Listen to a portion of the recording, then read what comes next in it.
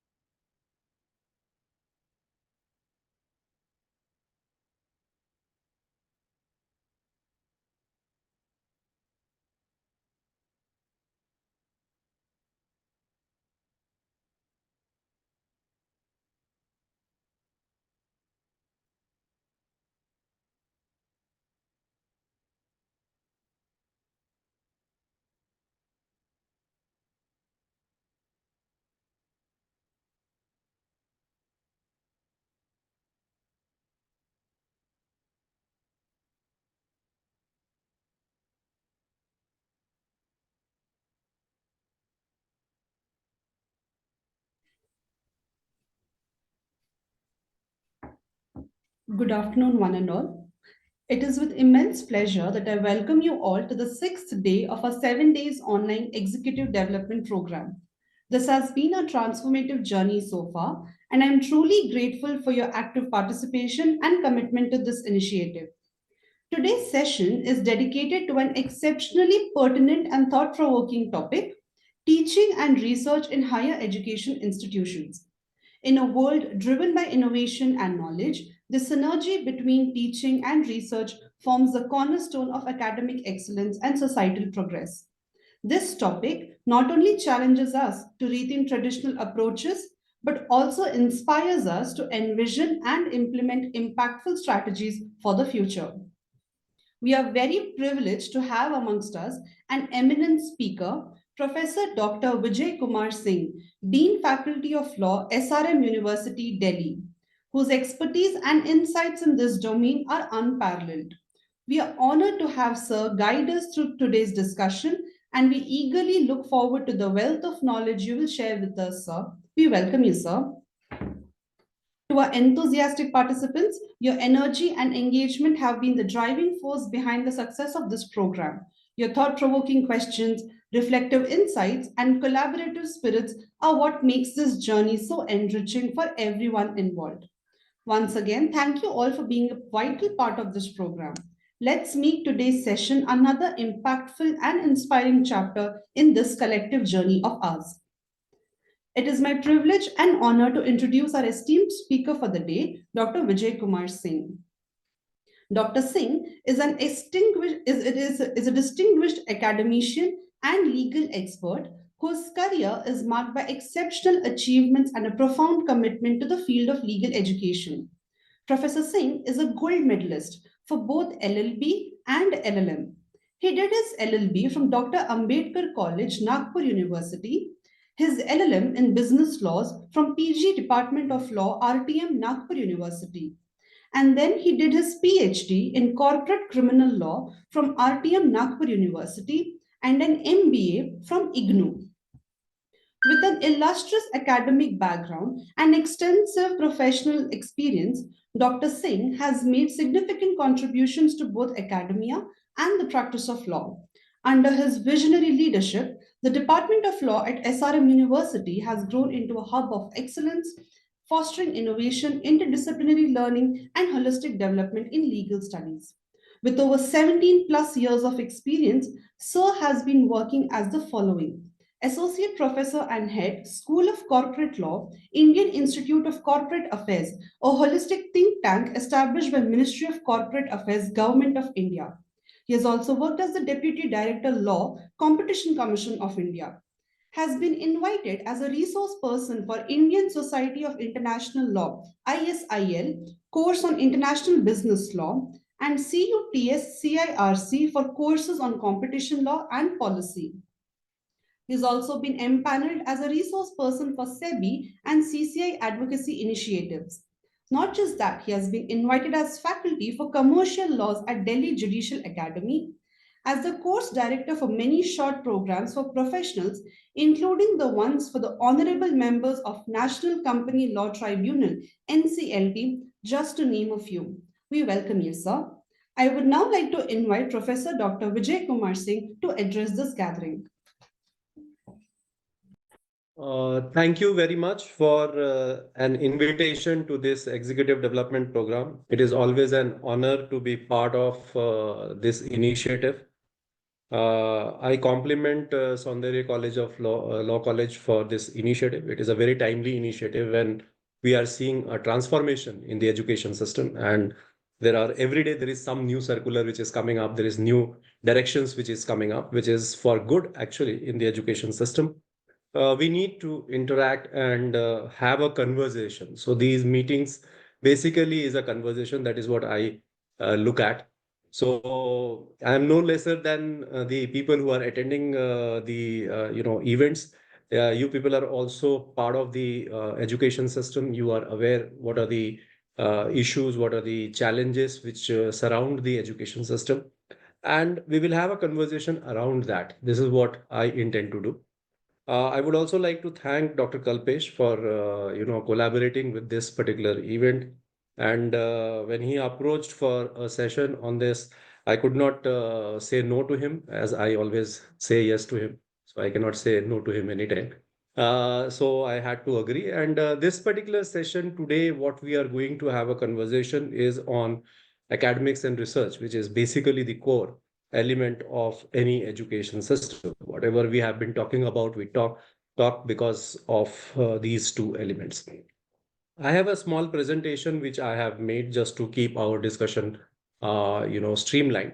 So I'll share that presentation, but feel free to stop me in between, or if you have enabled the chat box, the learners or the participants can pose questions there. I will be tracking the chat box while I speak, and then maybe I will be including them. And in between, we can have a small window wherein you can ask your questions and we can have the interaction, because I think that will be the better mode of moving ahead. I understand since it is an executive development program, most of you would be in some one or the other administrative responsibilities other than being teachers. So that will give us also an understanding and input from your part. So objective of this discussion is a cumulative understanding from different participants on issues, what is being presented. So let us move ahead and let me share the presentation with you. Give me a second.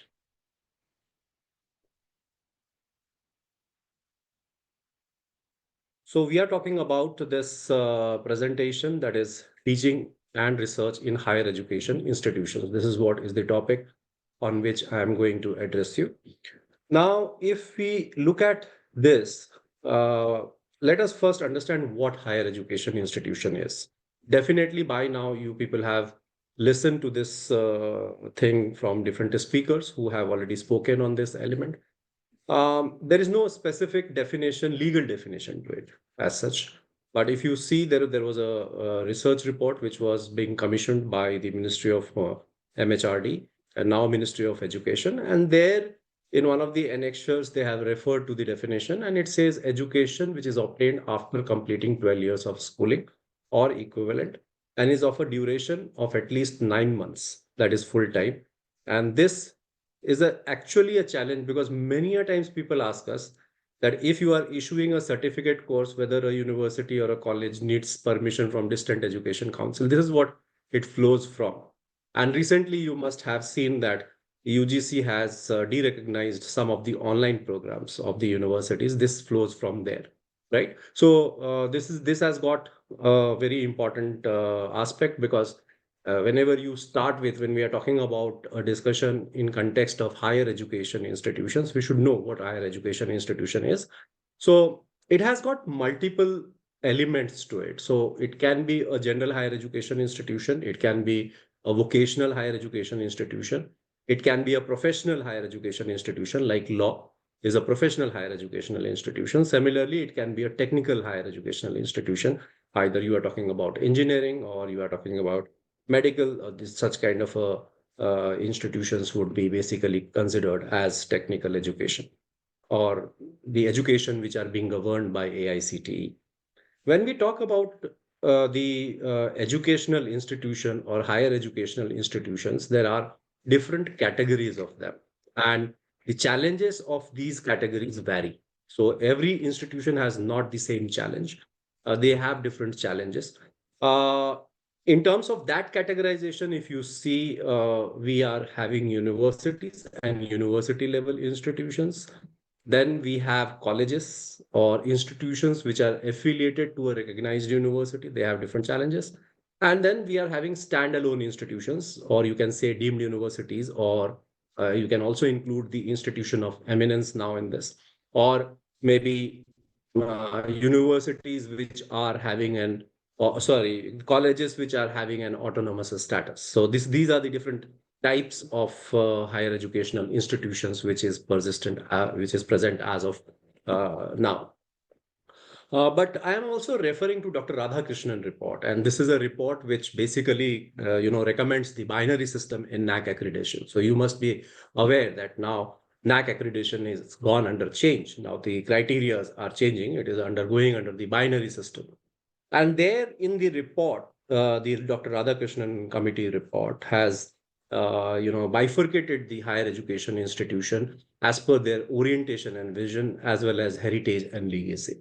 So this bifurcation is quite pragmatic and quite interesting as well. So if you will see, these are the suggested categories of HEIs which are proposed, right? So it is multidisciplinary education and research intensive universities or colleges or autonomous institutions, research intensive institutions, teaching intensive institutions, specialized streams, vocational and skill intensive, community engagement and service, and rural and remote location institutions. Then as per heritage and legacy, we are having old and established institutions, like if you are talking about AMU, if you are talking about Delhi University, these are kind of old institutions, BHUs. So these institutions cannot be compared with an institution which is just formed 4 years back, right? So this is what they have made the categorization in the Radhakrishnan committee report, and new and upcoming institutions. Point here is that all these institutions would have a different kind of approach in their administration. They will have a different kind of an approach in their day-to-day running of the educational courses. Their focus would be different. Their audience and orientation would be different. Like, for example, if you talk about rural and remote location colleges, their objectives and their focus would be different. So this needs to be actually kept in mind when we are talking about as educational institutions, as administrators of educational institutions. And probably when this system rolls out, one has to categorize their institution into one of these categories to have the accreditation accordingly. Now, if we move further, let us talk about NEP a bit, because NEP has made a number of changes as far as the education system in India is concerned, and it is further making changes. And in NEP, the definition of good educational institution, or you can say idea of a good educational institution, it says, which every student feels welcomed and cared for, where a safe and stimulating learning environment exists, where a wide range of learning experiences are offered, and where good physical infrastructure and appropriate resources which are conducive to learning are available to all students. Attaining these qualities must be the goal of every educational institutions. However, at the same time, there must be also a seamless integration and coordination across institutions, across all stages of education. So if you will see NEP focus, one of the element of NEP is collaboration. So there are multiple institutions, and objective is that how more and more collaboration can happen. If you look at this particular aspiration of NEP towards higher educational institution, it is focusing on infrastructure. It is focusing on creating a stimulating learning environment. It is focusing on the human resource. It is focusing on the students. And these are the main pillars of education system, and we need to focus on them individually. For today's presentation, I have tried to have a look at the whole educational system and see that how this is regulated and how it works.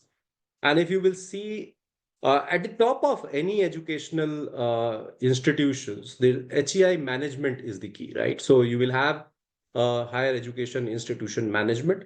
In case of government, this is the government, either state government or central government, that is the HEI management.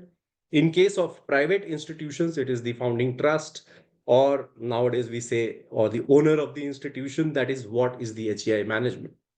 Now, point is that how much autonomy should be given to the HEI management to manage their institute is a question nowadays, in terms of academics, in terms of their maintenance, in terms of innovation.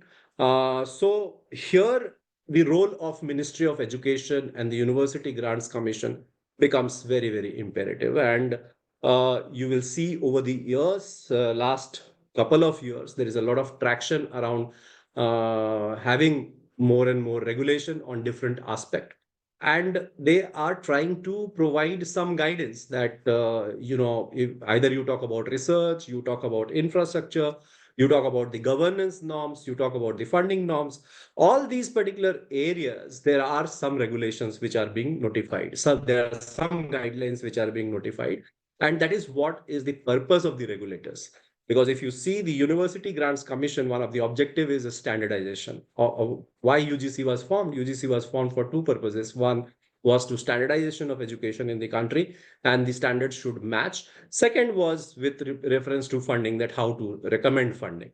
Now, this funding part has over the years, not become very rigorous, that you can see now. And because accountability is asked now, because funding you will not get easily. You have to be very, very accountable on the funding, and how you are spending that particular money becomes a big question. But in the HEI management, I always say there are two pillars to it. So when we talk about teaching and research, these are the two elements which we are discussing today. Infrastructure and human resource, these are the two main aspects of any educational institution. And you have to see teaching and research from both these perspectives. You may see institutions. I have visited a number of institutions, and I can categorize them or visualize them into two dimensions. One is with reference to infrastructure. So you will have excellent infrastructure in terms of teaching, good swanky classrooms, good tables, good desks, and you are having good, IT equipments and everything. I don't say this is not necessary. It is very much necessary. And as well as you have all facilities. But in terms of teachers, when it comes, in terms of human resource, when it comes, the focus goes away, because you don't have that quality teachers, you don't have the magic in the classroom. That is not happening. So it has to be a balance of these infrastructure as well as human resource. Similarly, it goes with research. You may have researchers with you, but you don't have facility or funding for research, or vice versa. This will not work. So there has to be a balance between these two elements very, very clearly. When we look at this dimension, we have to have a categorization of universities from that particular angle. And I will throw some light on that in a while. But I just wanted to touch upon something else also, and it is a larger problem of gross enrollment ratio. And if you will see the economic survey of 23-24, you find basically that our gross enrollment ratio is still struggling. And in India, all India, if you will see, it is for higher education is about 28.5 or 28.4%, which is quite low, abysmally low. Yeah, and every state and everywhere we are, struggling to get more and more students into the higher education system, or allow them to learn more. This challenge is a big challenge, and that is why you will see a lot of efforts which is being taken by the government or by different agencies is to increase this GER.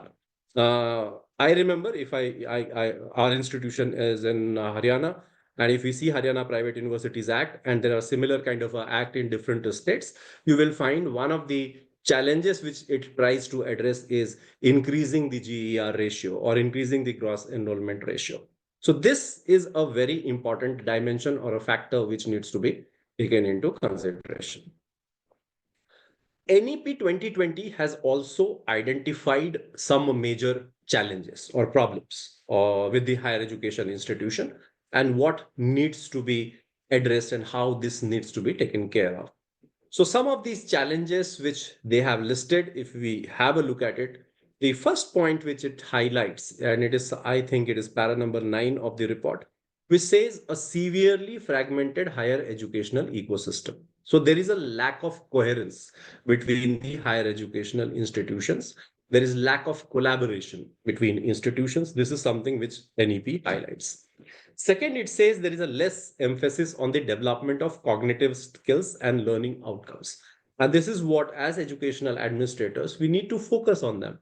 Whether it is only rote learning, whether it is only a curriculum which is taught, and then at the end of the day, you are concentrating or focusing on giving a degree, that is the only objective, or you are trying to see that whether your student has learned the thing which you want to, or whether they are useful for the market, whether they are useful for the industry, whether they are useful as the skilled persons. This is something which is a focus, or you can see the NEP has highlighted that there is a less emphasis on this kind of a development. We are just completing our syllabus and giving them the marks, and at the end of the day we are giving them degree.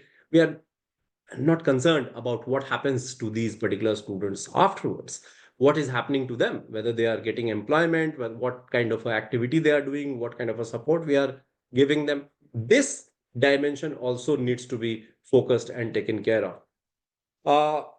Third point which it highlights is a rigid separation of disciplines with early specialization and streaming of students into narrow areas of study. And this is something which NEP desists, and it focuses on multidisciplinarity. It focuses on cross-fertilization of ideas. It focuses on cross-specialization, and that is the objective of NEP.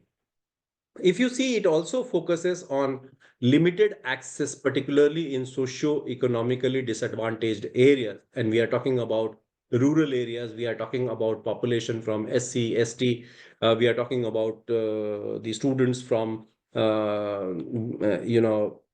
female students, or we can talk about the third gender, like that. So this is something which needs to be focused. And further, there is a challenge of local language. So very few higher educational institutions teach in local language, and language preservation is also important focus of national education policy. And higher educational institution, as administrators, we are not giving a lot of focus there. We are concentrated, okay, fine, in English we should teach, and then thereafter we forget about the local language. Like, say, for example, if my institution is in Haryana, we don't focus on teaching in Haryanvi or promotion of the Haryanvi language.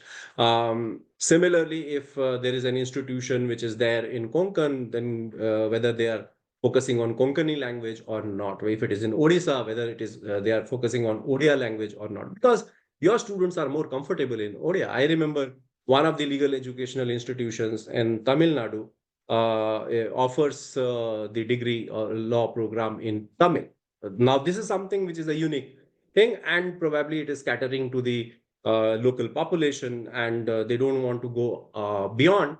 They want to focus on the language and try to understand the concepts in the local language. So that needs to be promoted. This is what is one of the objectives of NEP.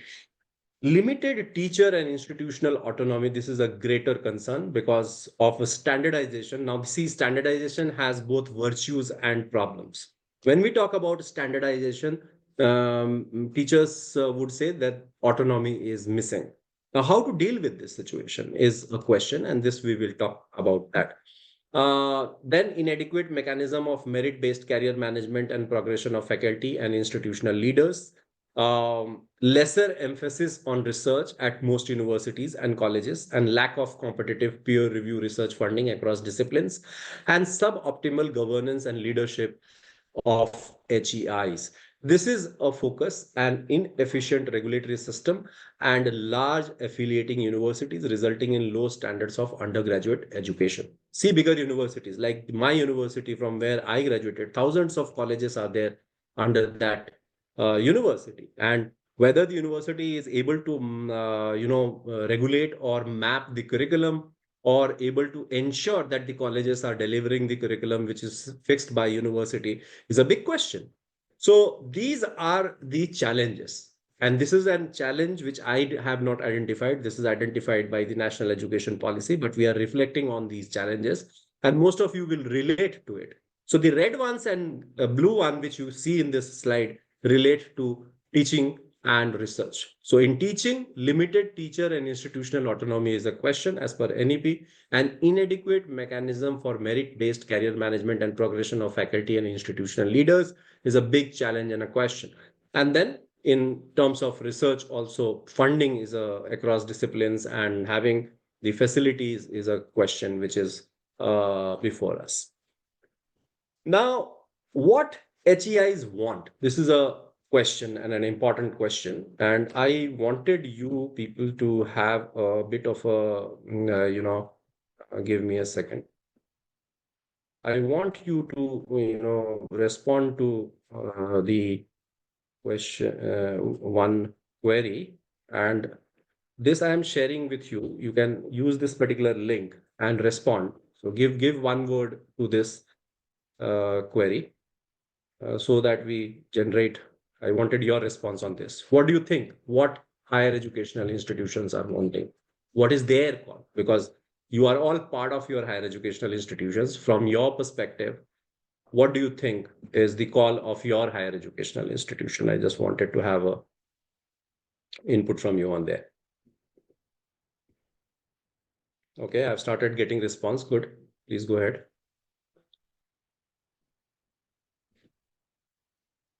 All of you should put at least one word, so that we can generate a word cloud and I can show it to you. Yes. What your higher educational institutions are wanting? What is their focus?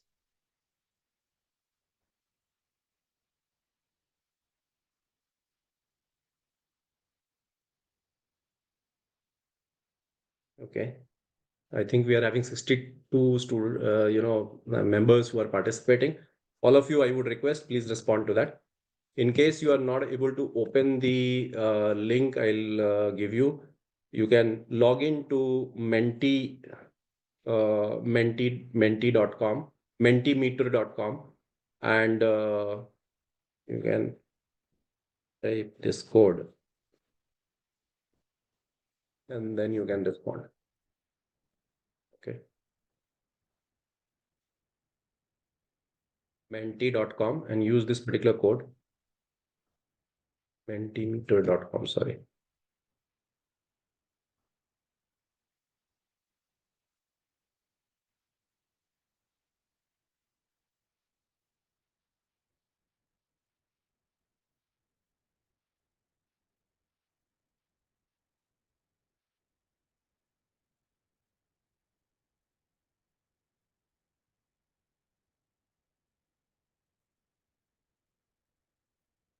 Okay, I have received already 10 responses.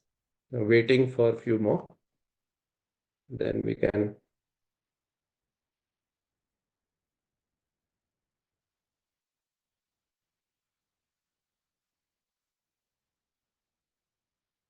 Yeah, 19 responses. One more minute, last minute.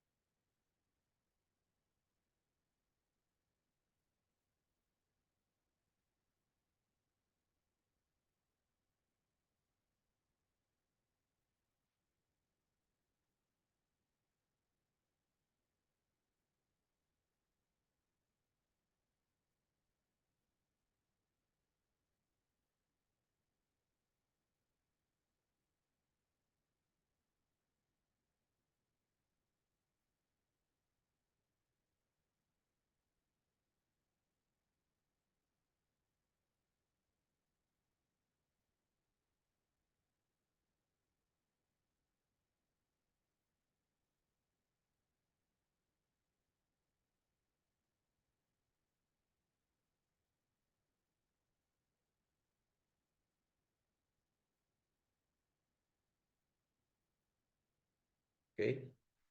So let us see what your responses are. So as you can see, we got many responses, and a summary of your response, which we find here is research. A number of people write research, okay. And probably Moni someone has written and Mami someone has written. Probably you are meaning money. Okay, yes, that is one of the focus. Some of you have mentioned placement. Some of you have mentioned quality teaching. Okay, some of you say advancement. Okay, advancement means progress of the higher educational institution. Okay, good infrastructure. Some of the HEIs want trained teachers. Okay, quality outcome. Probably you have quality outcome, quality education, legal workforce. Okay, admission. Research. Okay. So see, this you have to visualize it from the perspective of the HEI management. So have a look at it, because any educational institution runs by way of the HEI management. When I talk about HEI management, it basically is the principal, deans, and your the sponsoring agency or a sponsoring body. What is their focus? What is their objective? And whatever maybe you have written here in this particular slide, I understand. But where does it lead to? What is the final objective of any higher educational institution? In India, we are a system where our educational institutions are not for profit. So definitely no higher educational institution is there for making profits. But do you think so? Is it correct that they are not there for profit? It is a dichotomy, actually, right? A paradox which you have in your mind. Whatsoever is the situation, I have now worked close to 5, 6 institutions, and wherever you work, what is the focus ultimately as higher educational administrators? What is your responsibility? Your responsibility is to increase the revenue of that particular organization. Definitely, whether it is for profit or not for profit, it is of no consequence to us as higher educational institutions. So ultimately, what we are talking about, and the good term here is development. Many of you have mentioned there. If I see here, you are saying development. Development of the organization, development of your institution in terms of numbers. Okay. So ultimately, at the end of the day, when there is a review, what are we looking for? We are looking for increase in the funding of the institution. More number of research projects is coming to the institution. What we are looking at, we are talking about more number of papers getting published. At the end of that, what we are looking at more number of admission numbers in your organization, all seats getting filled. What are we looking at? We are looking at good talent coming to your institution, and it is emerging as good institution. In terms of ranking, we are focusing on ranking. Nobody mentioned your ranking, but ultimately, many of you would be bothered because of the rankings, and documentation being created because of the rankings. Every day, day in, day out, we are focusing on creating means maintenance of that particular document, maintenance of file, because of number of accreditation agencies which we are looking at. So ultimately, what HEIs want is basically growth. So if you are talking about growth in terms of everything. And for this particular growth, there has to be inputs. So whatever you have mentioned, your quality teaching, academic integrity, or prepare quality education, train teachers, good infrastructure, everything contributes to that particular recipe of growth of the higher educational institution. So ultimately, if we want to use one word for higher educational institution, we are talking about growth of higher educational institution.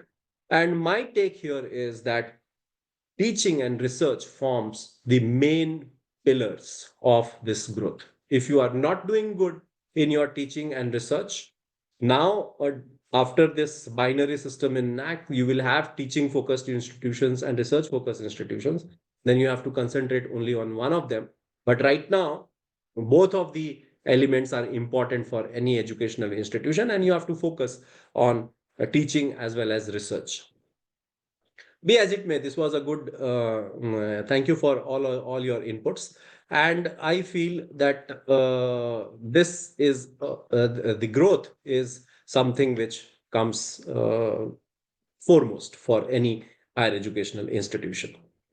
Now, let us come back to the accreditation framework, and you will see that for higher educational institution in India, there are number of accreditation framework, and that is why NAC has put up a binary framework where they are trying to merge these different accreditation framework of NAC, NIRF, NBA, AICTE. Everybody is having their respective frameworks. So Dr. Radhakrishnan committee report recommended that let us have a common framework where single documentation can help each of these agencies to come up with their outcome measurement. And if you have a look at them, these agencies, their measurement parameters primarily has got many elements, and teaching and research is one of the primary elements in that. Let us look at NIRF rankings. So if you have NIRF ranking, you will see their teaching, learning, and resources, TLR has got 0.40% component. So out of the total marks, 40% of the marks goes to teaching, learning, and resources, which essentially means quality of teaching and learning, including availability of resources, libraries, labs, and research and professional practice is about 15%. And these the two elements ultimately leads to graduate outcomes. That is, what is your graduates, what are your graduates doing ultimately? And that is 0.25% of the NIRF ranking. NIRF made also some changes in 2024, and they have changed their parameters, and you have got some new elements in it in view of the sustainability measures which we are talking about. So the new introduction introduces parameters on sustainability. There are introduction of parameters on new initiatives. We are talking about implementation of multiple entry and exit. So now there is a big challenge which educational administrators will face, because now you have to prepare your students to exit any point in time. So you have to have a mechanism in place which enables your students to for multiple entry and multiple exit. Though for legal education, I can say as of now, Bar Council doesn't permit, so we are safer. But for remaining people, there has to be a system of multiple entry and exit. And for that, your curriculum has to be, balanced, or you can say matched with the remaining institutions. Otherwise, you will not be able to have this multiple entry and exit scenario. Then introduction of courses on Indian knowledge system and imparting courses on multiple Indian regional languages. These are the elements which has been included in NIRF. So from teaching learning perspective, these elements also needs to be focused by the educational administrators, whosoever they are in the role of dean academics or dean research or principal of a college or vice chancellor. You have to have a focus on these areas, and that is a requirement. Let us look at NAC criteria. If you have a NAC criteria, you see the maximum number of marks is around curricular aspect, teaching, learning, evaluation, research, innovation, and extension. So 250, 200, that is 450, and 150, that is 500, 600, 600 approximately out of 1,000 is going to teaching and learning aspect. The remaining portion, which is institutional values, best practices, governance, everything, that also contributes towards that, right? So teaching and learning forms the core and the focus of educational administrators should be towards that. But frankly speaking, in your own heart, just give a ranking that how much percentage of effort of educational administrators are going towards this. I'm sorry to say, but this is where our 75% or more than that particular effort goes in the governance and leadership management, infrastructure management, and management of documentation for rankings. We are not focusing much on these aspects of innovation in curriculum, teaching and learning, evaluation, research. These are the areas where more focus should be there. When I say this, I am just making a generic statement. Educational institutions may vary. There may be institutions who are doing good and they are doing excellent. But I'm on an average, I'm talking about that this is the situation of institutions. And the result you can see is by way of we don't have top world ranked institutions in the country. And this has been emphasized by many stalwarts as well, including the honorable chairman of the UGC, who has focused that yes, we need to have more and more institutions in the global ranking, which we are not able to do. See, there is a World University ranking, QS rankings, that you people are also aware. So there, if you will see their ranking framework, we are talking about maximum focus is research and discovery. That is 50% of weight is given to that research and discovery, and 20% weight is given to employability and outcome. So 70% of the weightage is to these two elements. And global engagement is 15%, learning experience 10%, sustainability is 5%. This is what QS world rankings measures. So as educational administrators, we need to focus on these areas. Then only we will be able to excel in our field. Then I also wanted to put across Dr. Radhakrishna committee reports, which speaks about teaching and learning as well as research. And it introduces a concept of input, process, outcome, and impact. So Radhakrishnan committee report says that you need to measure the impact of it. Just input will not help. So you put the input, but if your input is not working, you need to change your input. You need to change. Your focus should be on outcome. Your focus should be on impact of that particular outcome. So let us look at the curriculum. Curriculum is a very important element of teaching process. And here you see in input, you say source of the content which is open for public viewing in their portals. This is basically saying that your curriculum should be open. Unfortunately, right now you just try to browse university's website and you will not find their curriculum on the website, the complete curriculum or detail. Why? I don't know, but you have to see. So this is what it is talking about, transparency. So if you see here, they are talking about curriculum which needs to be developed through the process of student feedback, teacher feedback, stakeholder involvement, method of periodical upgradation, transparent and responsible and inclusive methods of functioning. These are the elements which should be there in your processes. So when you devise a process of curriculum development, these things should be mentioned. Then you see what is the outcome of that. Outcome of this would be time management, catering to the needs of the semester system, innovation ideas. Then you are talking about teaching content, contextualized, leading to real world skilling in the learners. And this will have an impact where you will find there are increased possibilities of a skilled workforce leading to placements and self-generated ideas or jobs, rise of involvement of entrepreneurship or innovations, then preparation of students for more meaningful and satisfying lives and work roles, and enabling economic independence. So this is what is the impact of your curriculum which should be there. So this is how we have to visualize the curriculum. Similarly, if you will see in terms of faculty resources, so there has to be merit-based selection, reflection in the career path of the students, and this should lead to higher quality faculty that contribute towards implementation of NEP. This is what Radhakrishnan committee report says.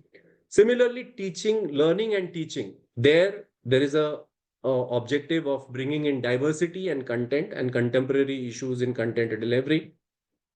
So attainment of learning outcome, progression in studies and profession, continuous contribution towards different areas of learning, research through new and innovative critical ideas and thoughts. These are the impact. Promotion of self-sufficiency, creating confident citizens. These are the impact of learning and teaching, which is contemplated or visualized by Radhakrishnan committee report. So ultimately, whenever now an accreditation of institutions would be there, you would look forward to this impact. That there are how many confident citizens you created as an educational institution, how many self-sufficient citizens you created as an educational institution. So what your alumni are doing. So that will be a major focus.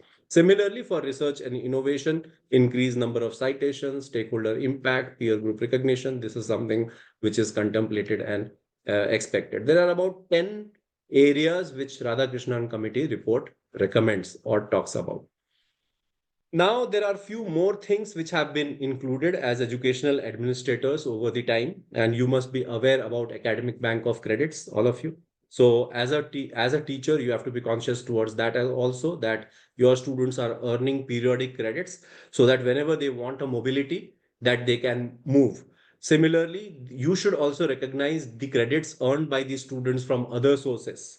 That has to be brought in. Over the period, there will be a situation where students would be enrolling in an institution to get a degree, but probably they may not attend any classes in that particular institutions. They will earn all their credit from different courses, which they will do through Swayam or maybe Coursera or maybe other places. And then they will claim that, yes, I have earned this much of a credit, just give me a degree. So this is the future. This is what we have to prepare ourselves. This aspect has already started, like for example, automated permanent academic account registry, APAR. I think all educational institutions are now supposed to create APAR ID for all their students. I have 2 kids, and in their school they have created the APAR ID now. So they have to have their academic. So all these degrees and credits, whatever they earn, will be visible to them in one place. Similarly, now all your courses and things are being mapped to NSQF, that is National Skill Qualification Framework, or National Credit Framework. So courses have to be aligned towards that how much of the credit is being earned. So now let us look at, as educational administrators, if you are talking about teaching and learning, where you begin. You begin with curriculum. First of all, you need to have a proper curriculum. I'm sure colleges who are affiliated to universities, you don't have a flexibility over there because you have to adopt the university curriculum, whatever is coming from the university. You get only a flexibility in terms of value-added programs. So as a college, you can offer some value-added courses, value-added credits to your students. But as a college who are affiliated to the university, you have to follow the university curriculum. But universities, they have flexibility. They can change their curriculum. They can have a review of the curriculum. And here it becomes important to give a lot of thought to this, a lot of ideas to this. And here designing the curriculum has to be brought with, constitution of board of studies, which is comprising of, prominent people who have idea towards curriculum development, quality of peer review, having industry perspective, including industry experts into it, and not just having a formality of having academic council and a board of studies, rather than having a rigorous discussion around in board of studies and academic council for coming up with industry ready curriculum, industry ready syllabus, what you say, or curriculum you say. This is a 4-year credit requirement which is there. But I just wanted to bring your focus on summer internships and skill enhancement courses. So there are a lot of courses should be given, from skill enhancement courses, value-added courses, ability enhancement courses, and summer internship. These are the focus areas. And these, if you are able to deliver qualitatively for your students, your student outcome will definitely increase. Now, coming to this point, providing flexibility to teachers and monitoring the delivery of a course plan.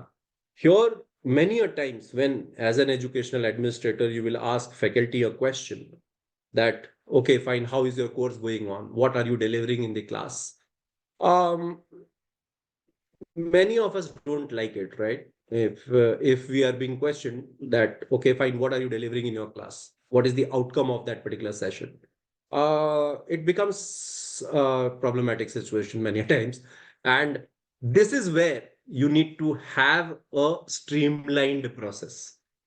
And in these situations, many a times we face issues because we as educational administrators don't follow ourselves. So if I as a dean don't take any class, and then I cannot ask the faculty that, yes, you do it like this or you do like that. We have to lead by example, right? And this is a very important element which needs to be done. So as an educational administrator, we have to have a plan. proper plan for the semesters, proper plan for the year. And it all starts with releasing the academic calendar. Academic calendar can be detailed, can be, brief. Generally, two kinds of academic calendar we release. One is a brief academic calendar, which sets major dates. And then there can be detailed academic calendar, which mentions everything, including the events. If there is an FDP, if there is a day celebration, so that can be mentioned in the calendar very clearly, and this information should be available to all stakeholders, including students, parents, and teachers, and probably putting on the website. This actually binds us also. Once we release this calendar, then we are bound to do those activities. Otherwise, then it becomes an ad hoc exercise.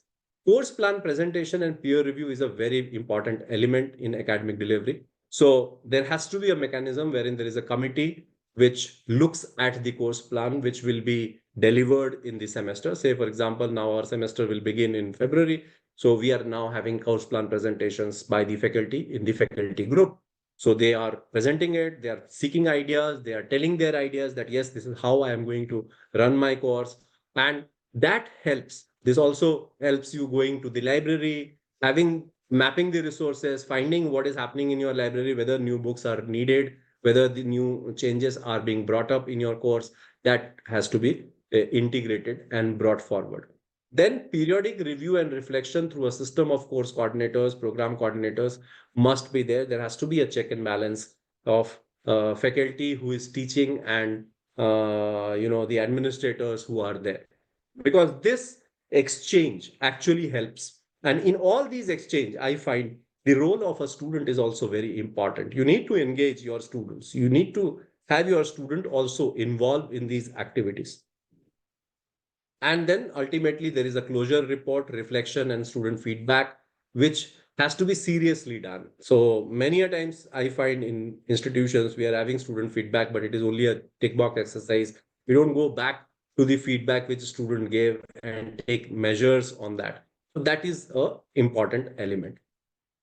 One thing which is a very neglected area is capacity building of teachers. So we ask our teachers so much. We want so much to deliver by the teachers. We want our teachers to, move mountains, but we don't give them resources. We don't want to, spend on them. We don't want to, send them for faculty development programs and so this mindset needs to be changed. There has to be a mechanism, and I think regulator has a big role to play here, because if we talk about HEIs, they have their own priorities. Probably they will not bring it unless it is made mandatory. So there has to be some mandatory mechanism which should be brought up for development of capacity building or development.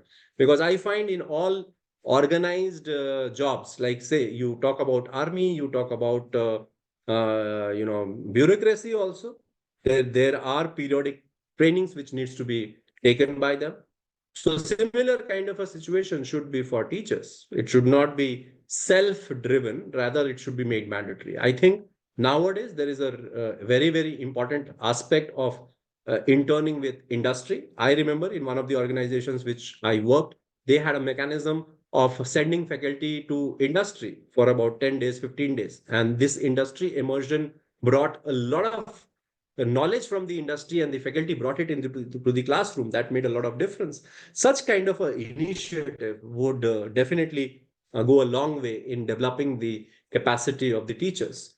We should consider teachers as the national asset, and the HEIs, whosoever they are, if they are spending some amount on that particular teacher, they should consider that they are spending in the nation, because the teacher, whether stays with the HEI or not, goes to any of the other HEIs, they are going to contribute as teachers if they are skillful, right? So as teachers, I think that investment doesn't go away waste. So this is my view as far as capacity building of teachers are concerned, and a very important element which we don't put a lot of effort on, which I think should be required. This regulation, UGC draft 2025, has been talked about a lot, I believe, by previous speakers also, so I will not spend much time here. You are all aware about this 3.8 of the draft regulations, where there are 9 elements which have been talked about, and it is said that for promotion or teachers should focus in these areas. Any 4 areas they have to focus. And you can see here, they are talking about innovative teaching contribution, research or teaching lab development, consultancy, teaching contribution in Indian languages, Indian knowledge systems, student internship, project supervision, digital content creation, community engagement, and startups. So a teacher has to think beyond the classroom also, right? So if you see in this, teaching is okay, fine. But again, there has to be some innovation in that which has to be brought up. So we have to be alive in ourselves for more development in these areas. So a teacher has to be an entrepreneur now, I believe, and they have to bring up number of areas and number of dimensions they have to focus. So this is another element which is of importance, and at present all administrators should have a look at it, that how they can enable their teachers to meet these 4 or 5 areas, and give them a training in these areas and make them sure that they do well. No presentation nowadays could complete without AI, and we should speak about artificial intelligence. And you can see nowadays artificial intelligence is said to replace a lot of things. Whether they will replace teachers or not, I don't know. In the long term, we have to see. But definitely they are bringing in new dimensions. They are bringing challenge, which needs to be worked upon. As educational administrator, I am facing a lot of issues in terms of assignments. The students are submitting assignments through AI generated things. Now, what is the solution to that? Can we stop students? Can we say that, okay, fine, you cannot use AI? Probably not. But we have to craft our assessments in a way that they use this particular system, but at the same time, they know how to use, what is the ethical challenge to it, where they need to stop, how their skilling will be done by using this particular platform is something which we have to innovate. We have to work on this particular area. I wanted to make a reference to the UK Teaching Excellence Framework, because when we are talking about teaching excellence, we should also look beyond our country and see what others are doing. And there, if you will find, there is a lot of focus on National Student Survey. So this is a National Student Survey in UK, is an independent survey which gathers final years undergraduate student opinion on quality of their courses. Now here, our feedback system is not independent, by the way, if you have a look at it. Apart from the NAC survey, which they do during the visit, this is a national survey, and they rank the institutions on the basis of the survey which is being done by these agencies. These are independent agencies. They do this survey and they rank the institutions accordingly. And these are the questions which they ask. They ask teaching on your course, learning opportunities. These are the points on which the students are asked questions by the national survey, and accordingly, the ranking of the institutions are drawn. I think it is a interesting model, and it can be explored and thought of, wherein you bring forward the outcome as to how much we are putting our effort in teaching excellence. This is one of the NPS scores. This is called Net Promoter Score. I don't know how many institutions does that, but this is a great way of engaging with your student at the end of your year and find out that what kind of a this is one of the parameters of that NPS scores, that is faculty experience by breaks. And this measures faculty knowledge, faculty qualification, faculty professionalism and helpfulness, and general perception of the faculty. And you can see the student rates them on a scale of 1 to 10. So yeah, you have to see that Likert scale, and in that they measure. So you can see here in this, mostly there is green and green, and there are a few people who are in the red. This gives a reality check to the educational institutions, that where they are heading, what are the main things which they need to focus on. So this should not be just a ritual. This should be actually an action point which we need to have highlight. Before I move, this is what is the teaching portion which I wanted to cover. Before I move to the research part of it, which 3-4 slides I have, I would like to take questions here, and then maybe I will move on to research, because I think there are plenty of things which I said, and there would be some questions from our participants. It will be better if we take the questions right now and then go ahead with the research part, and then again we can take some questions. Okay, I'm seeing parties. a couple of questions here. Yeah. Yes, sir. There are a couple of questions, I think, from Muhammad Imran, Dr. Muhammad Imran. So, participant, Yes, you can yes. raise your hand also by the time if you want to ask any question. Yeah.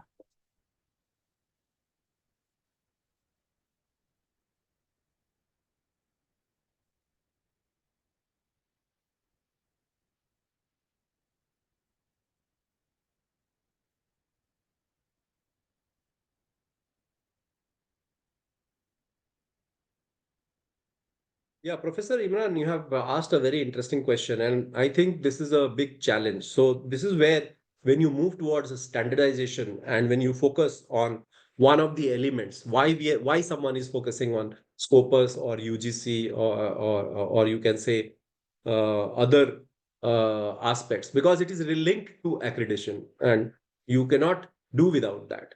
So once you do that with a standard, you provide a standard, that particular standard becomes a mandate kind of a thing, and nobody can go away from that. And that standard is meant for um, uh, s- some purpose. Objective of that particular standard is to increase the quality of the publication and make it international, with international parity. But somehow we find that it becomes a burden over a period, and there are a number of fake journals which keeps coming, and this is a malaise over a period, if you see. And that is where you can see now they are removing these aspects of publication into an area, or I have seen people publishing in journals which is has no relation with the kind of a work which the professor is doing. Professor is of constitutional law, they are publishing in some medical ethics journal, I don't know what is happening, but that is just tick box exercise, so it is not a good sign actually. Now what can be done, don't ask me that, because that has to be taken care of, because if there is till the point you have this element in the accreditation framework, you cannot avoid it. Faculty has to publish because their API score, their promotion, everything is dependent on that. And this is the problem which we are not only facing, this has been faced by the Western world also. And you see plenty of articles around it. Any other question by participant? You can raise your hand also. Sir, any input on like short-term and value-added course? How we should Yeah. strategize those courses, value-added course, short-term Now, course, see, or in any. short-term and value-added courses is very important element, and I think your organization is doing a lot of things in this area, and it can be collaboration also. So, in this, one thing has to be there, that as per the UGC mandate, it has to be 30 hours course minimum. So 2 credits has to be there. So below 2 credits, it doesn't count in your accreditation framework. So about 30 hours design you have to prepare, and that will be acceptable. In terms of value added courses, one has to take up not the routine things, but something which is not part of the curriculum, and you want to build the skill of the students. So mostly if the value added courses are around skill building, it is a better thing to move further on that. Right. Okay, then. So I'll just complete the presentation then. In case if there are no questions, I will be just a second. Give me a second. I'll share. One question from Kritika, if you want to Yes. take. Yeah. What is that? The relevance of field visit for law student and how can we make it more multidisciplinary? Any examples? Okay. So this I can give you an example from our university. So say for example, we are a multidisciplinary university. We are having 6 faculty.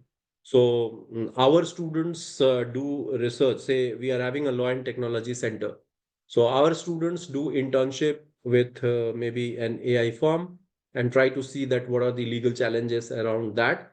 And they collaborate with the computer science students. Similarly, we are having a biotechnology department. So medical and law, some linkage can be there. So similar kind of a situations they can find out, and they can do a multidisciplinary internship, because you have to see that what kind of a in a professional course this becomes more easier, but for a normal course, you have to see. If you are talking about which stream, if you can give me some idea about that, I can give you more examples on this. Now, let us talk about this driving research in higher educational institutions. When we talk about driving research in higher educational institutions, um, it is generally the research is being driven by ranking push. If you say someone to publish, people will not publish otherwise. If there is no ranking push, people won't publish. This is just like, one of the statements someone gave recently is that if you provide social security to everybody, 90% of the people will not turn out to the work. This is what is a statement which was given by one of the persons. I'm not remembering the name. Similar is the situation with this research. If you don't link it with ranking, or if you don't link it with some performance thing, publishing is not a very few people have by interest they publish. Most of them have to publish because there is a ranking push, or there is a push by the institution that yes, you need to publish. And this is not only for our academicians across the world. This is what is the situation. And that is why there is a saying, publish or perish came from there. So faculty publish because they do not want to perish generally, and they want promotion. They have to rise up the ladder, and publication is one of the criterias and important criterias for moving further. There is also a difference between public university and private university when it comes to publications. Public university, there is a now, because of ranking, every university is pushed towards publication. They have to do that publication. But previously, there was a very big difference between that. One challenge which private universities face is funding. So most of the times you don't have funding for research, doing research in private universities. And that becomes a challenge for the researchers who are there in that particular university. Government funding comes rare for private universities, and that is a challenge which needs to be bridged. Then again, there is a challenge between science and humanities when it comes to publication. So if you look at the science stream, there will be more number of publication because they have experiments and the scientific journals. If you see WOS index or SCI index, you will find maximum about 70%, 80% journals are in science areas. But humanities areas, there are very less journals. So that is again a challenge for the humanities stream, particularly like, for example, if I talk about law, there it is a big challenge to find good journals and then publish quality papers into it. If you see the gross expenditure on R&D, this is a report again from Economic Survey. You will find this is a country comparison of the gross expenditure on R&D. And you see USA, you can see the gross expenditure on R&D comes mostly from business enterprises, about 75.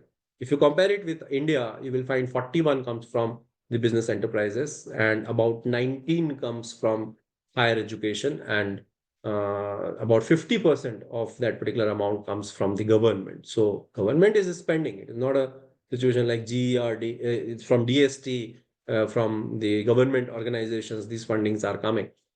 But this comparison is quite interesting, and you may be aware that a new scheme has been brought up by the government, and that is Jai Jawan, Jai Kisan, Jai Vigyan, Jai Anusandhan. That is the statement which was given by the Honorable Prime Minister. And this Anusandhan National Research Foundation has come up. It is yet to take a flight. It is in the preparation stages. But objective is to provide funding to the global, best practices to the R&D adopted by the R&D agencies. And it is identifying the areas in which the funding will be provided, particularly electric vehicle mobility, advanced materials, solar cells. These are the areas which have been identified by ANRF to provide funding. On this national priority areas, I remember, one initially when the Honorable Education Minister Javadekar was there, at that point in time, there was a notification which came up from University of Kerala about national priority areas. And one of the professors also resigned because they said that who decides what is national priority areas? The PhD should be done in national priority areas. And this came up because of the reason that in India, we are having so many PhDs coming up, which has no relation. There is the outcome of the PhD is not clear what for that particular PhD was. Like, say, for example, there was an article which I was reading. This what is Lota doing in PhDs?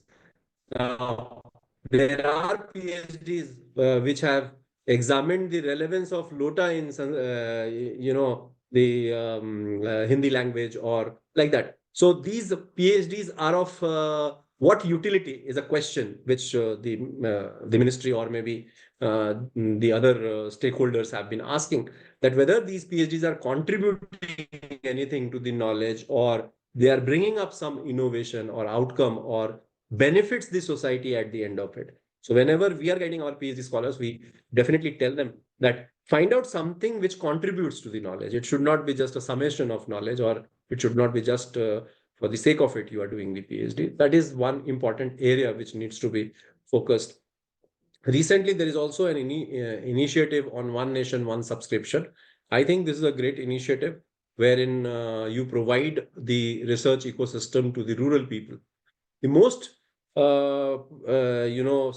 suffering people are the rural area people. I remember when I studied from Nagpur University, and though Nagpur is not a remote area, but still we used to face a lot of challenge in terms of accessing of books and good literature. I remember for my PhD, I came to Delhi. In some libraries, I collected the material, went back, and then prepared that, because we didn't had the facility of. I did my research on corporate criminal liability. We didn't had books in our library, so we had to come to Delhi and take the material. These situations will be actually, particularly in the scientific areas, the journals are very, very costly, and you cannot purchase the articles. So here, this One Nation, One Subscription will probably help in that particular area. It is a good, ambitious project, and I wish it a great success. Let us see how it works. And similarly, this National Research Foundation also is an area which needs to be, further strengthened and focused. Academic integrity is a big question, and UGC had to come up with a regulation to maintain academic integrity. It is sad, but this is what is the sad reality, that we have to have a regulation for integrity. We have to have a Swachh Bharat Abhiyan to create Swachhta in the country. So these are the pertinent questions which needs to be asked. As academicians, we should ask it. So every HEI is now supposed to establish a mechanism, and I think as if you want to have a strong research ecosystem, you need to have a strong academic integrity panel in your organization. So just see whether your institution has an academic integrity panel or not, how active it is, what do you do if there is a breach of academic integrity found, whether it is student or a teacher. These are reflective questions, and you need to, as educational administrator, ask these questions to yourself. Towards the end, I would bring it to an important document, that is crafting an institutional development plan. I'm sure you people must be aware about this UGC guideline on institutional development plan for higher educational institutions. And it talks about these enablers. There are about 7-8 enablers. These areas, they have given enablers. Since my presentation is focusing on academic enablers and research and intellectual property enablers, these are 21 enablers which you find in the document. So this is the document which you will see. And if you have a look at these enablers, they are talking about how to develop the pedagogy. Like if I have a look at the academic enablers, there are 21 listed academic enablers. It starts with courses catering to professional future requirements. And it mentions the institution need to provide for giving a varied choice of relevant programs, multidisciplinary and relevancy of programs, center for curricular and life skill development. So full strength as per sanctioned post. Faculty and teaching staff should be regular upgradation of knowledge. There has to be a SME from the industry may be engaged as teaching staff, trainer, instructor. So this IDP is a good document, and I request each one of you to have a look at it. Maybe I don't know whether you have an institutional development plan, but we should have an institutional development plan and these enablers are a great source. From that, you can put your efforts, convince your management.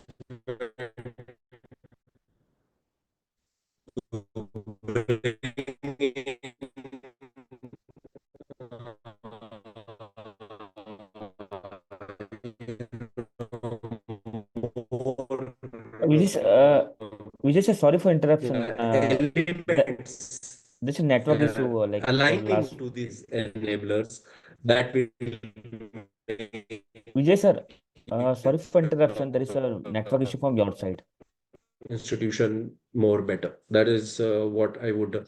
Some self disclosures. Yeah. Are you able to hear about the institutional development plan? If we Hello? lost you for last 30 seconds, sir. Are you able to hear now? Yeah. Okay, no problem. Now Yes, you are yes, able to yes. hear me? Okay, great. So I am talking about the institutional development plan, and it is a UGC document on institutional development plan. And this has got governance enablers, financial enablers.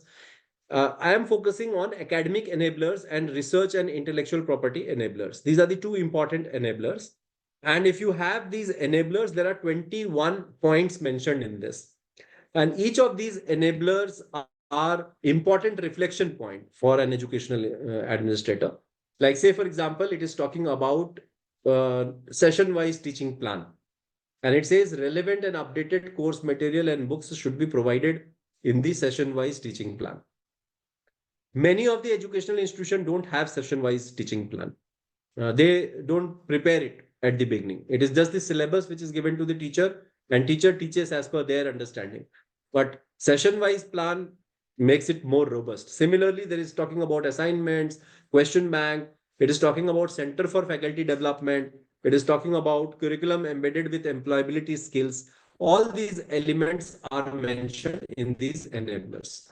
So my suggestion is basically that have a look at these enablers and see how these enablers are going to help you over the years in your organization. This also helps you convincing your management that, yes, see, this is UGC prescribes these enablers. Let us work in these enablers.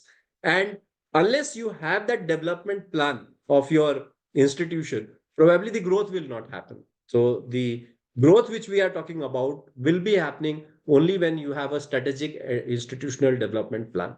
So my suggestion is to put up that institutional development plan. Self-disclosures are important element. So we all should, put as much as information on our websites, which we can. Why we should put it? Because that binds you also. Once you put it on the website, then you are also bound by it.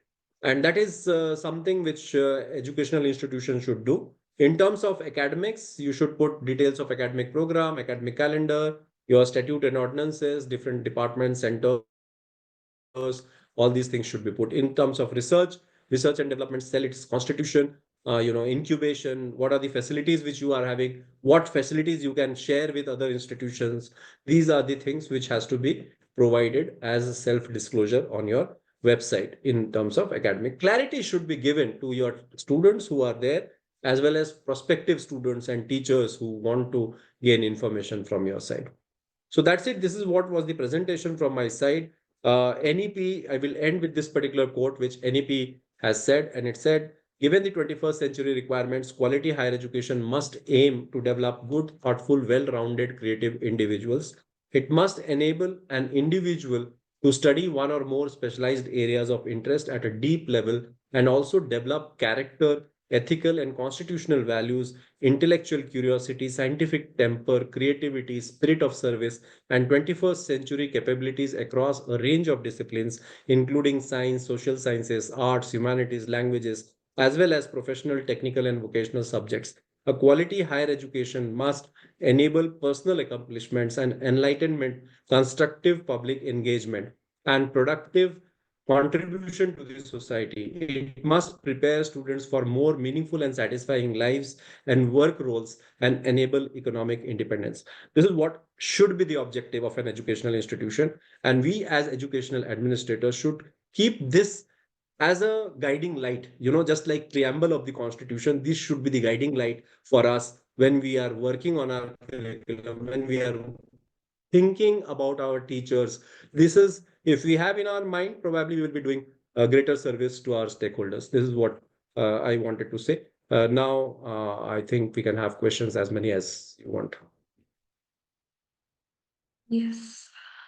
So thank you. Thank you for your elaborate insights, especially on the role of higher education institution in terms of teaching and research. As you said, for growth, focus should be on teaching and research, and especially your discussions in the background of the reports of Radhakrishnan Committee report and NEP report were very crisp and very pertinent.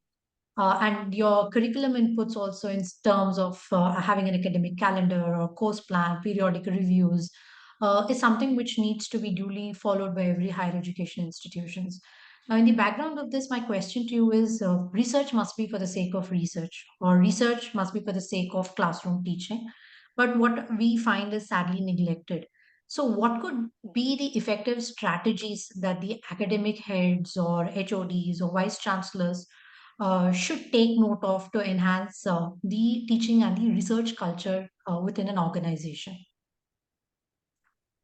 Yeah, so this is a good question which you have asked. And see, point is that research cannot be driven if you, make it only incentive based. Right now, what is happening is that teacher, unless the teacher feels that yes, I have to do research, you cannot get a research done from anyone. This is very simple, because this is not a teaching in a classroom where you can force someone to go into the class and spend 50 minutes or 1 hour.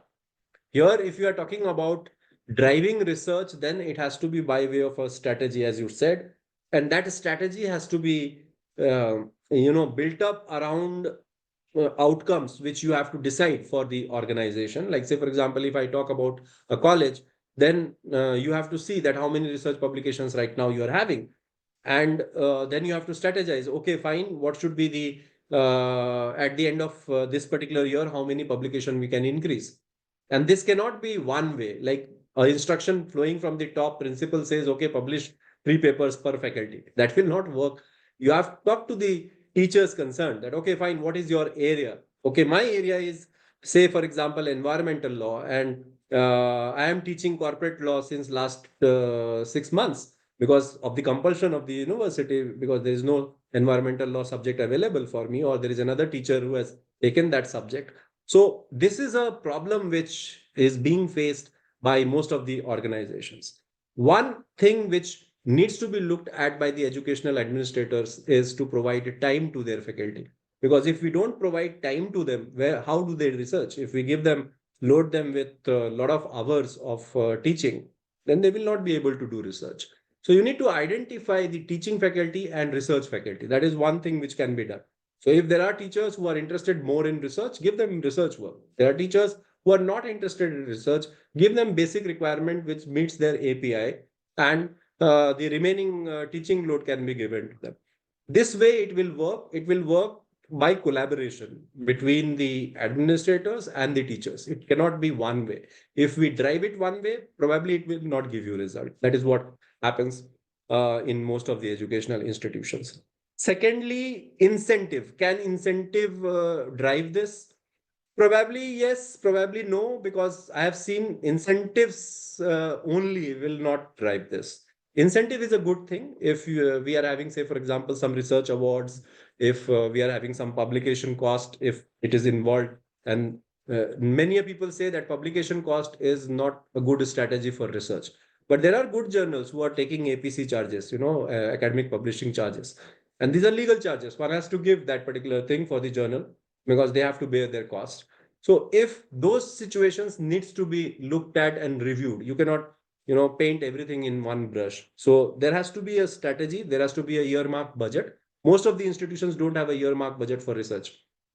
So you need to have that earmark budget. Your faculty should know that, yes, this is the budget available and when we can take this budget. For projects, you can have seed funds, give the faculty a seed fund for the initial project and then work towards it. Periodic review, periodic updates with the faculty, conversation with the faculty will may be useful. This is what I think is the strategy which can be developed. Otherwise, it is all completely the faculty call. I always say that research you do not only for the institution, but for yourself also. If you are publishing a paper, it is going in your name. Definitely institution name also comes, but it is the faculty who benefits maximum out of it. So they need to drive it. And most of them do, because that is a requirement. If they want promotion, if they want to go ahead. So these are the things which needs to be nudged. At the same time, there has to be a proper strategy and clarity given to the faculty that if you do X, you will get Y. If you do this, then you will get that. This is what should be clear in their head. And if they don't do, then obviously you have the appraisal system in which you can have a look at it and then you can drive it accordingly. Do you suggest any number of hours in a week? Like, things are going on in India, 70 hours, 90 hours. And today in the morning, I was reading one of the articles, right? That is very controversial input to give. But So, I like the responses of people who have given it, particularly Mahindra's response. I looked at Mr. Mahindra gave an interesting response, right? I agree with yes. his response completely. And today's, See, point is our point is very clear. We are not asking for 70 or 80 or 90 hours, right? Ours is a 40 hours week, which we see, and in educational institutions there is no question of 80 hours or 90 hours. But by the way, we are working 60, 70, 80, 90, depending on what kind of a publications we are bringing in. Say, for example, in a year, if I am bringing 5 publications, 7 publications, definitely that is not possible in 40 hours. If faculty is feeling that no, within the 40 hours, I will be able to complete 3 or 4 research, is not possible. One has to put in an additional effort for doing research. Definitely. They have to sacrifice a bit of their family time to do it. Like say, for example, right now I am taking this particular lecture. Today is a holiday. I could have chosen to not spend this 2 hours and spend it somewhere else. But this is the choice which one has to make, isn't it? So that is something which has to be driven by the respective faculty members concerned. So that is why I say there cannot be a compulsion. You cannot tell a faculty compulsorily that okay, fine, sit on Saturdays and Sundays and do your research. That is not possible. If you are having a teaching workload, say for example, 40 hours a week we are talking about, how many teaching load which the faculty gets? Faculty gets about 16, maximum 16, 17, 18 hours of load. So the remaining hours which are there, then if you argue with the faculty on this particular count, then there are a number of things which keeps happening. Now you are giving them responsibility of managing a club, you are giving them responsibility to manage certain administrative activities, then they have to prepare for these lectures. So most of the times we count this 18 hours and then we say that this is only 18. But for preparing these 18 hours, one has to prepare, isn't it? One has to do research. So these things needs to be balanced basically. So we all have to be pragmatic towards listening to our faculty members. At the same time, faculty members should treat this whole exercise and interact and coordinate with the administrators, not like what you can say worker and an employer and employee, but as a cumulative they should do it. So that will probably be the solution to it. Otherwise there is no solution to that.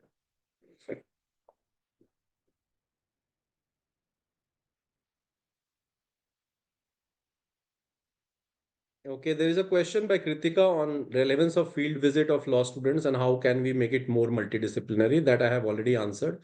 And then we are having what should be the major role of head of HEIs, VC or somebody else, whether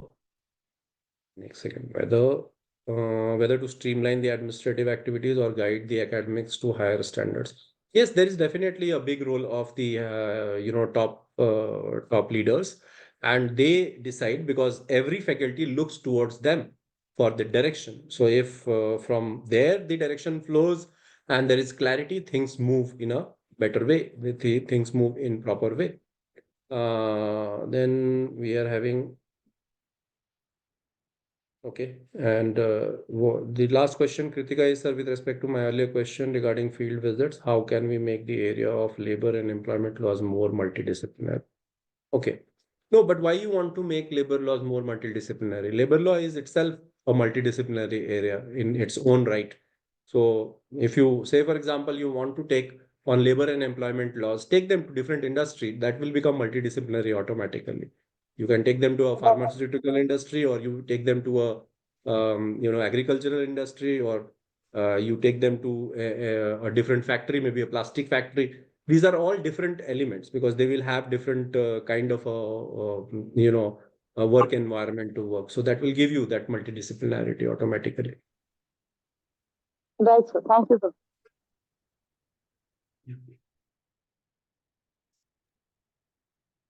I think so. It's already 5.